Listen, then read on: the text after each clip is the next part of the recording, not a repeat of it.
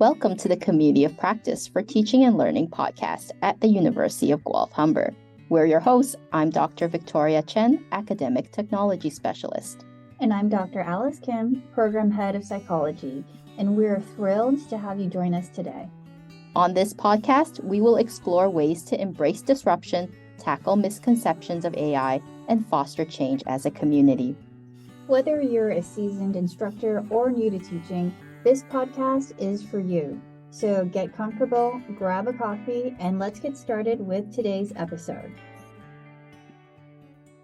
Hello, everyone. So welcome to our second episode. In this episode, we will be talking about our second theme, collaboration and community. So we've defined this theme as the ability to communicate clearly and work effectively in teams, acquiring both written and verbal skills, as well as the ability to collaborate with colleagues from different locations and time zones. So in my personal experience, I've incorporated a lot of collaborative activities like think, pair, share, small group, large group discussions, building community within the classroom. But until we started this podcast, I did not think about community outside of the classroom and really the world beyond these four walls. So today we have two experts from our group that will talk to us about how they incorporate collaboration and community into their courses and how we can all do this as well. So let's take a quick break and then welcome the first guest. So we have Dr. Nitin Deckha in the studio with us. Welcome. Thank you. It's great to be here. So I met you in my first week of working here. I don't know if you remember that a couple of years ago. You joined my ed tech committee at the time that I had to run. And what happened to that? I know what happened to the committee. We created a new community of practice. That's right. That's right. And so you were so kind in participating, showing up, being supportive of the initiative, as well as so many others.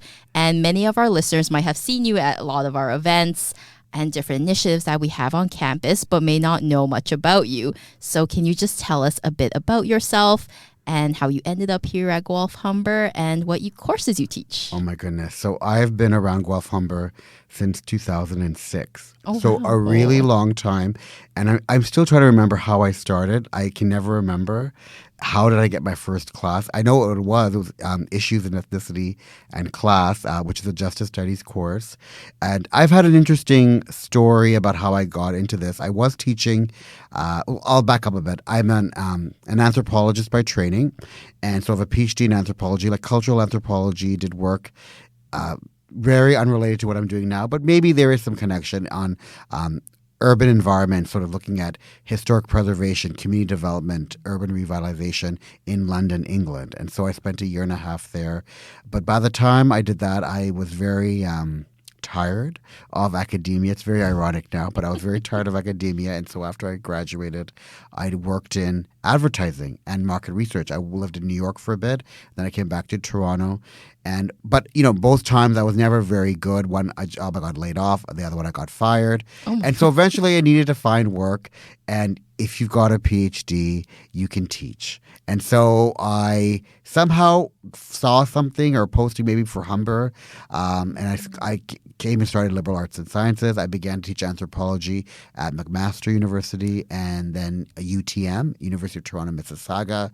And then I think Guelph-Humber was beginning to grow. And I sort of crossed that bridge, literally, and I got this first class in ethnicity and class. And then just as it grew, as Guelph-Humber grew. I had more opportunities, so I got to teach the sociology classes, especially social problems, public sector management, public policy, and the course that I'm teaching now, Transition to Work, which, has been really fascinating. Along the way, I also began to teach in the BAA, which is now called the Bachelor of Applied Arts in Justice Studies and Public Safety, who are basically professional learners, we like to call them. They're completing a degree. They already have a career, but they're coming to Guelph-Humber to either looking for a promotion, looking for a change of career, or it's something they always wanted to do. And they never had a chance to go to university before. And now they're able to do that. And so I learned a lot from them. The first cohorts were all senior police officers. And over time, that has changed. But from those people who were the professional learners, I realized that I really didn't know how to teach. Because when you do an anthropology PhD, you don't really you will teach, but they don't teach you how to teach. And so I did a master's certificate in adult training and development. And I think from that is where I began to think about these ideas that, some of the questions we might talk about today about networking, about preparing for careers and new opportunities, of stepping outside of your comfort zone, because I was really the only person from higher education. And so from that, I began to think about pedagogy and learning in a more different kind of way, whereby I was thinking about how can people apply these skills outside of academia. And given that Guelph-Humber is such a great laboratory with the combination of the degree from Guelph and the diploma from Humber, academic and applied, this became a great place to develop those ideas. So as I mentioned before, you are so involved in things around the school. And why do you think it's important for faculty and students to get involved with the university and some of the things you just talked about, as well as like clubs, working groups, things like that? Well, I think if you think about learning, we think, we've already learned. We have our degree, we've written some research, we've done this or that, and we sort of stay in our sort of envelope. But really, Guelph-Humber is such a collegial place. It's such a small place that it's really, really easy to get involved and get to know others through whatever it is. Like we did this thing, maybe it was 2015, something called Teaching Triangles. And I participated in that. And I got to meet a colleague who taught astronomy. And I don't, hardly know anything about astronomy. And, I went to one of his classes and he came to one of mine. I can't remember which one he came to. But it was like this cross pollination that could happen. So you can learn from your colleagues and you can share information.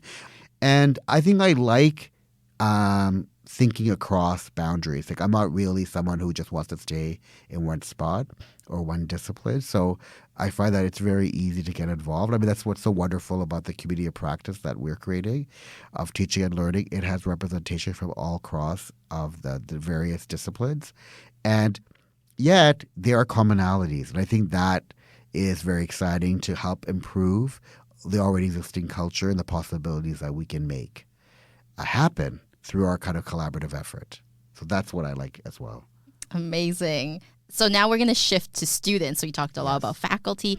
And I've met a lot of students here who are involved in countless program events, activities, on-campus jobs, but they really struggle to showcase their experiences on their resumes or their job interviews, because when they're interviewing for a job, that might not be exactly what their experience was, but how can they showcase these skills that they've developed, and what advice would you give them? Well, this is something we're doing right now in my transition to work class, because we were actually working on resumes and cover letters.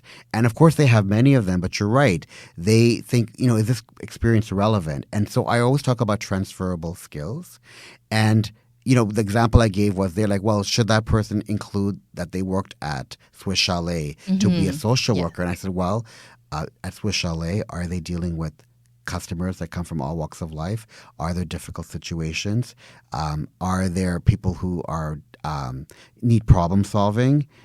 Do you have to do a lot of emotional labor where you have to manage your own emotions? And they're like, yeah. So those are all transferable skills that you can use in social work. So really, they often think in boxes or silos, and it's getting them to break that down to do kind of like a self-audit.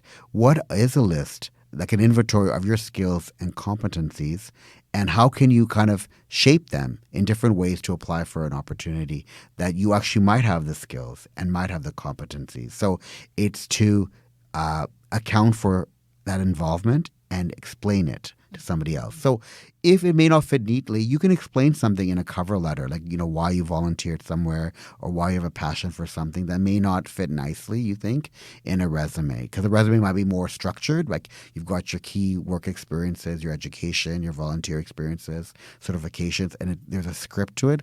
But in the cover letter, you can say, I'm passionate about so-and-so, and I have done this kind of club at school that reflects that. And actually, I encourage students to be more involved. The school also also offers the co-curricular record onto their transcript. So that is another way you can showcase what you have done, the clubs and societies you've been a part of. Maybe you've been part of a team. You've put hard work, hours dedicated to developing that. That shows discipline. That shows commitment. That shows perseverance. Those are skills and competencies employers want. So you could send them that as well. So beyond just the resume and cover letter and an academic transcript, you can send your co-curricular record. Also, you can capture all of this on something called LinkedIn, which you think everyone has an account, but every year I ask my students at the beginning, and it's a minority of them that do. It is an assignment that we do in class. So they do build a LinkedIn profile. And this year I'm asking them to post. Like, they can follow a company or an organization in which they're interested. They can respond to a post or a shared post. That shows also curiosity. And that's sort of one of the skills that the World Economic Forum is something I tell them about in the first week. Is curiosity is one of their top 10 skills for 2023. So it is thinking about what do employers want to see right now, and that they can find ways to display that skill. Well, so I'm one of those people that does not have a LinkedIn account. I don't believe that, Victoria. No, How is that possible? I don't have any social media. But I think... Is that intentional? Yes, it's intentional because I don't want something to be out there and then I forget that account and I don't update it and then someone finds it and, we have cancel culture for really anything now. I could have liked a movie and now it's controversial. And so, right. But I really like your point about the LinkedIn post. By doing that, you're staying active. You're not just leaving, my resume up there. I'm going to go back and continue to change and update it. You can change and update it. You can put in media. Like you could put this. I'm going to put this podcast link on my LinkedIn once it's available, and to share and write a post, saying how a wonderful experience it was, etc. Because it has been. But I think it also shows that what the range of things you're actually doing beyond a job title, beyond the courses you teach. In my case, where people might just assume, oh, okay, that's that, whatever. But I think when you see the range, then you kind of think, oh, this person could be capable of other kinds of things. And because of the algorithm and all of that, it brings up other profiles. So with going back to the resume and cover letter, I gave them an example of my own where this job opportunity came up on my LinkedIn. And, otherwise, if I didn't have that, I wouldn't have found it. Like we only, so it kind of helps you finding something that might be of interest, maybe not in a direct way where, oh, I'm applying for this job because I really want it, but like, oh, that's curious. Yeah, maybe I have some of those skills. And sometimes LinkedIn will tell you your profile matches the skills for this job. So you kind of feel like, oh, maybe, that's kind of a push that sometimes you need to reach out and do that application. Amazing. Yeah, that's a great point. And it brings to the next question of why networking remains important for students as well as us, and how this can add to our career readiness and development. That's a very good point. Even today we're talking about what is success. And we're having this debate about talents versus success. And students realize that hard work and effort and motivation are important to create success. But they also say it's who you know, not what you know. And they talk about people's networks. And so they recognize the value of networks, but they don't even know 10 other people in the class of 40 or 50. And they're like, well, I didn't. So the point is, you can start building your network wherever you are. You never know who might have something of interest, of value, of curiosity. There's often a lot of serendipity.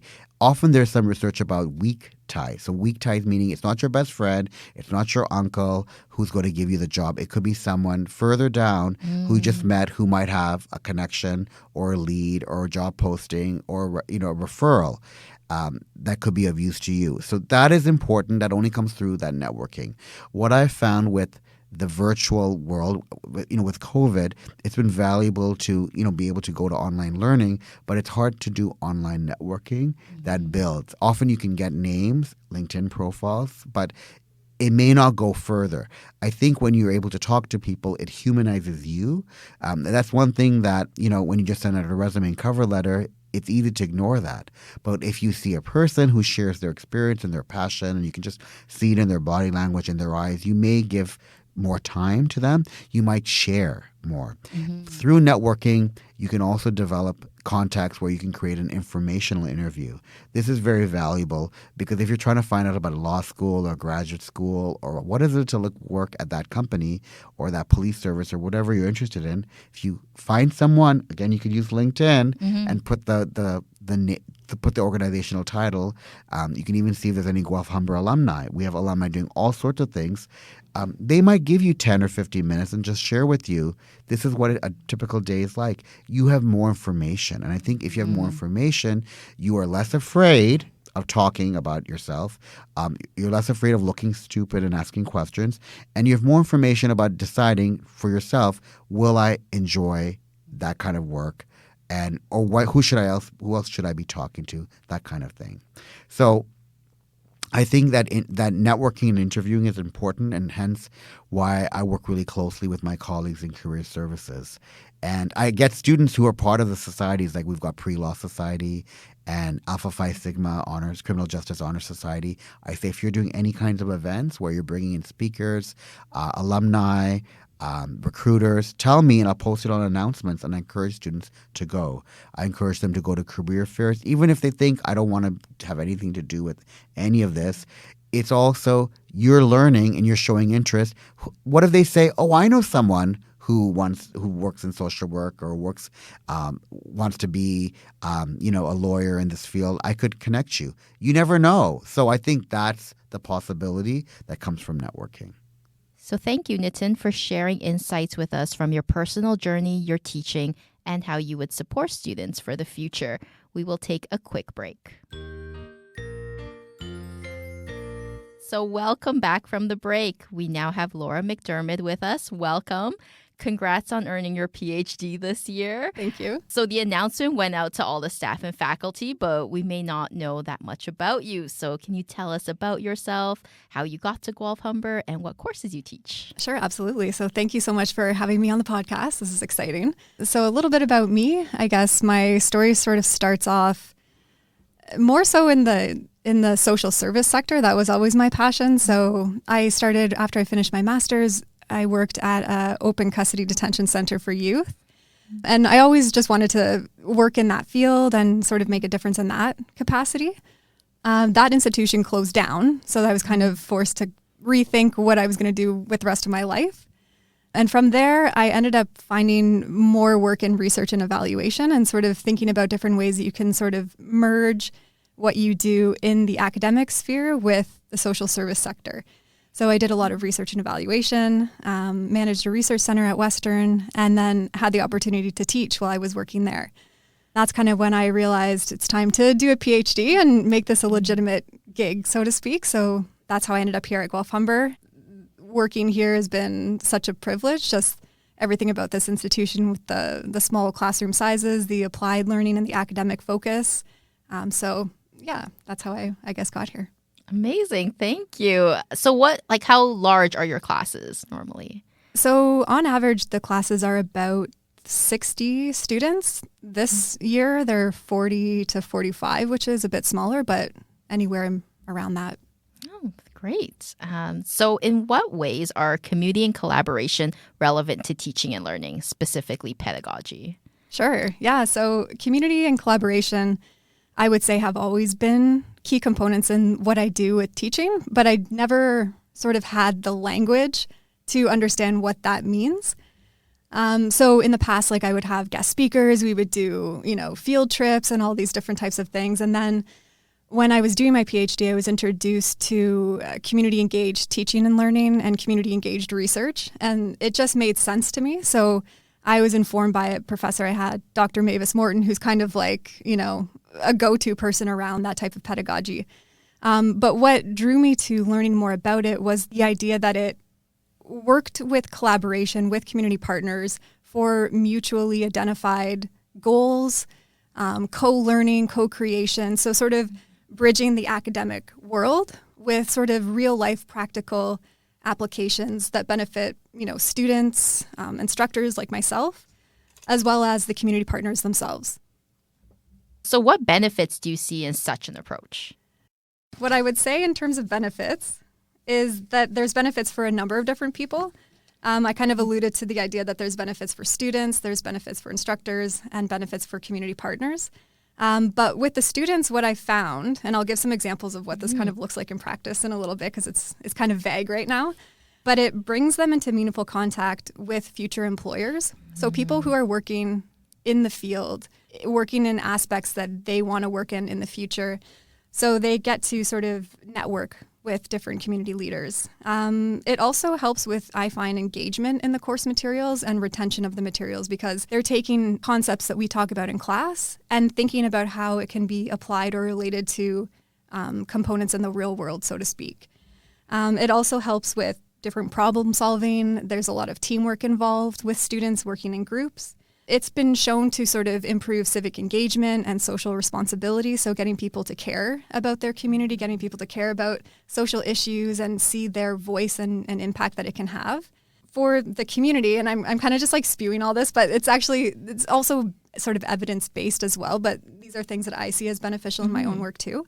There's opportunities for community members and people working in the community to engage learners in the work that they do. So there's not this sort of huge divide. There's opportunity to grow relationships as well with universities.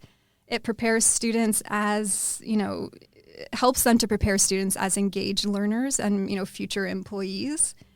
So, we think about like experiential learning or student placements. Oftentimes, those are awesome, but it requires a lot of commitment on the part of community agencies and students as well. But what I think is kind of cool about the community engaged teaching and learning is that it can be sort of a low touch but high impact. And then I guess I'll continue on. But with instructors, what I find beneficial is that it links theory and practice. So you don't just kind of pull something out of thin air, but you can bring sort of the content that you're learning about from the community partner to the course materials and think about how they work together. As I said before, it increases engagement and motivation with the course materials. I think there's value in recognizing that students have a voice and they can have a voice in some of the bigger social issues that we see in our society and think about ways that they can make an impact. And then also what I find super beneficial is that you personally make really good relationships with a number of different community partners. Like I live in London, Ontario, so that's where my work has always been. But since being here at Guelph-Humber, and integrating and working with different community partners, I've grown that network itself, and it's been pretty awesome, I would say. So do you go out to find those partners for the students, or do students go out to find them? So I find the partners myself. So for example, this semester I'm teaching Canadian social problems, 3 sections of it. And the community partners that I'm working with are the Peel Regional Police, and the Islington Senior Shelter. So it's a shelter for seniors, not too far from Guelph-Humber, actually. So oftentimes it starts off either informally meeting a community partner at some sort of event, not that I'm, out socializing all that often, but that happens. And then other times it's just an email. You find an organization or a community group or initiative that just seems really interesting and you connect with them. And oftentimes, the benefits of this type of work, I find that there's a lot of engagement from community partners to think about different ways you can work together. So what does this look like in practice in your course? Okay, yeah. So in practice, it can look different. So I'll give examples of what I'm doing this term, and I kind of already talked about that a little bit.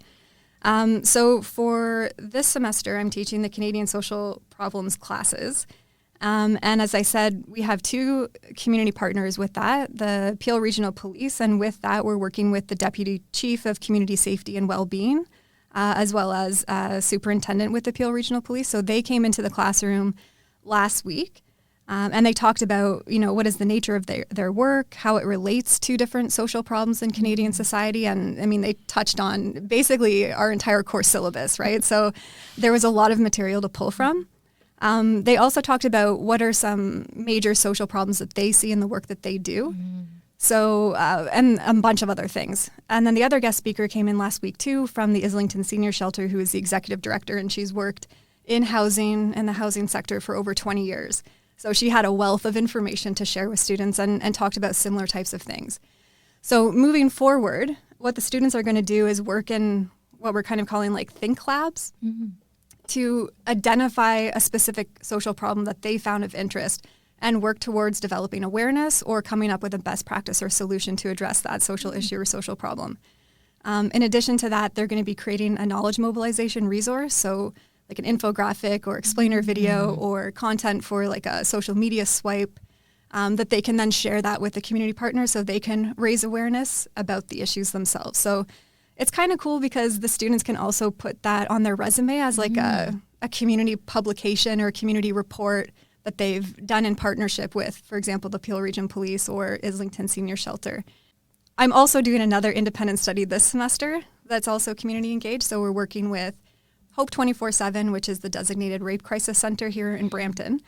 The students are doing research on looking at components of intersectionality related to experiences reporting sexual assault.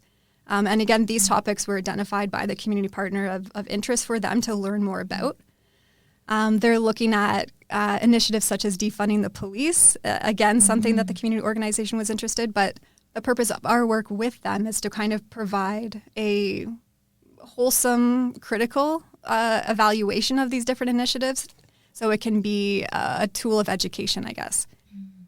So how do you evaluate the students? Like once they do these projects, they're so diverse. Like you said, some will be an infographic, some will be a video. And I think a lot of our faculty listening will be like, well, how do I assess this like in a standardized manner? Sure.